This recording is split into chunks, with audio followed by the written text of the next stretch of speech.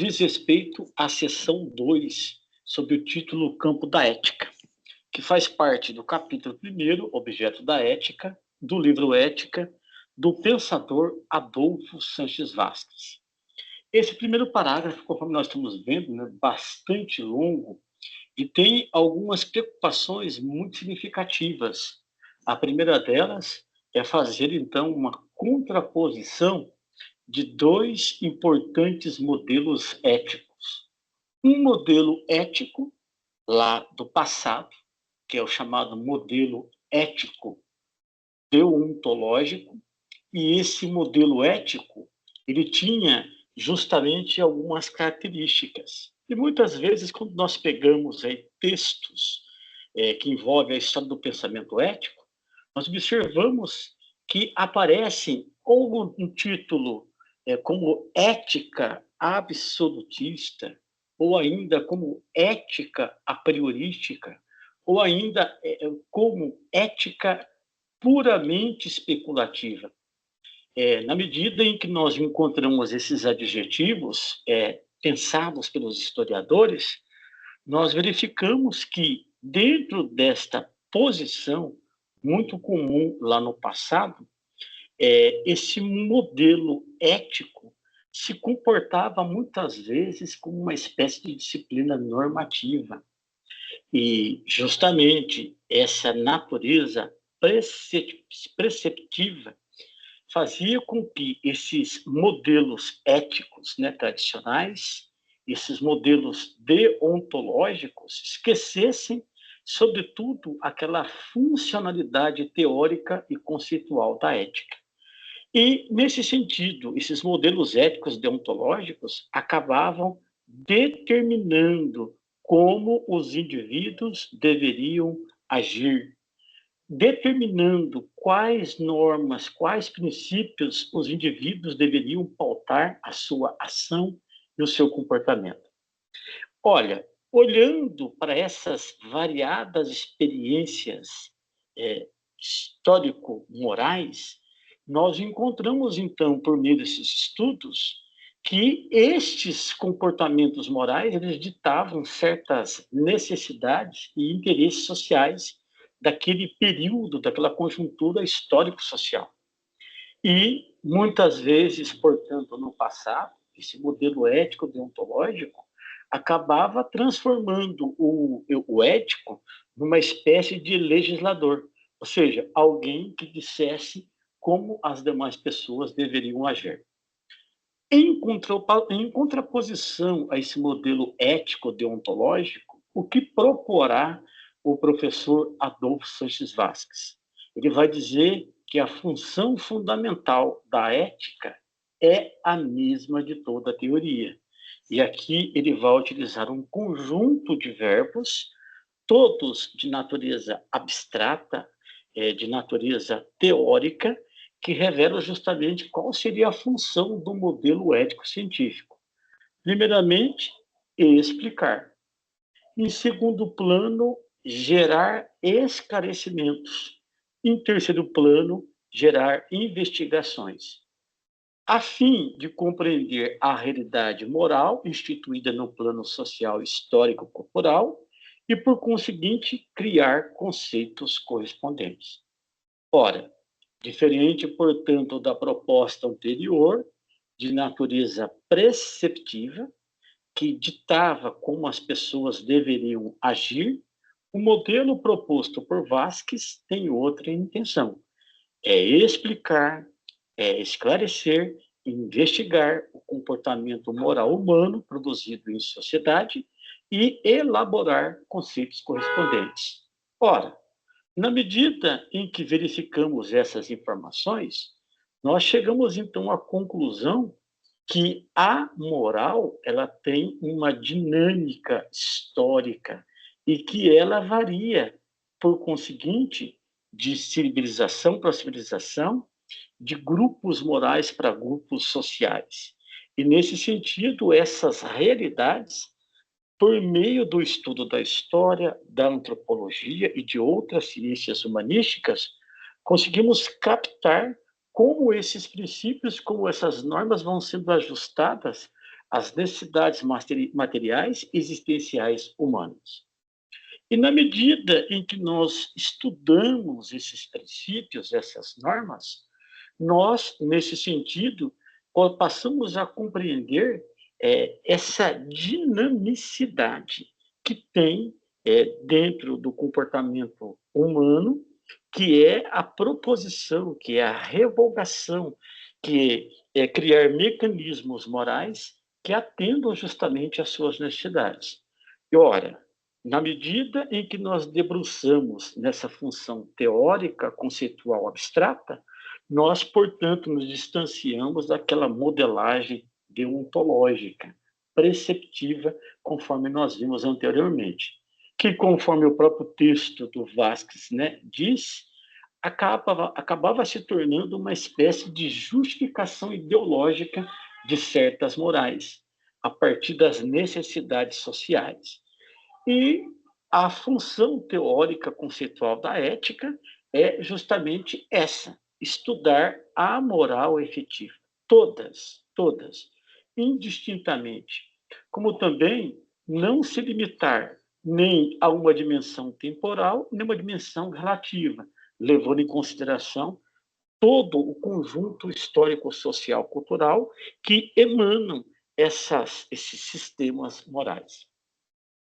E, olhando a argumentação proposta por Vasquez, nós vimos, então, que ele insiste que a moralidade, os sistemas morais, né, como base central da conduta humana, deve ser compreendida em sua totalidade, diversidade e variedade.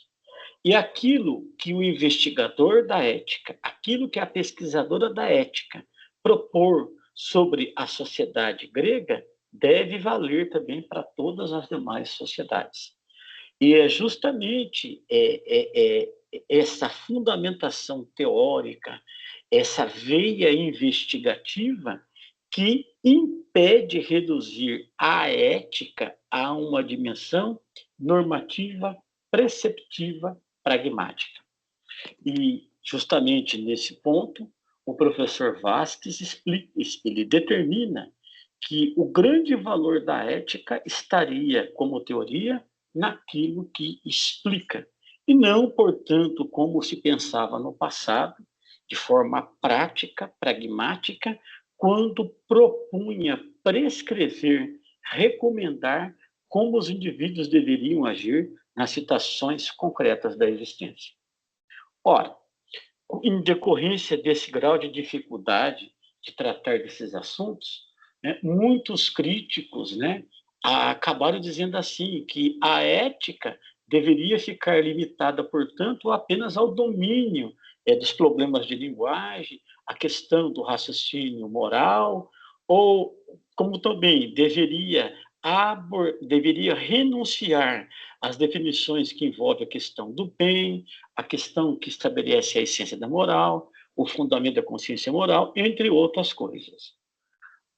Para refutar essas informações dos críticos, Vasquez vai dizer que dentro da ética científica há um braço, há uma seção especial que já vai tratar justamente das questões que envolvem a linguagem, a natureza dos juízos morais e os significados dos juízos e das normas morais, que, segundo nós já vimos na seção 1, problemas morais e problemas éticos, que são questões tratadas na metaética.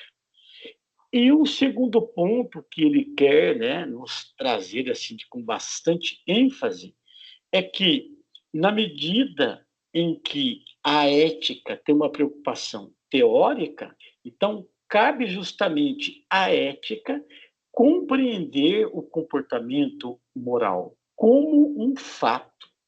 Qual é o fato estudado pela ética? É um fato moral.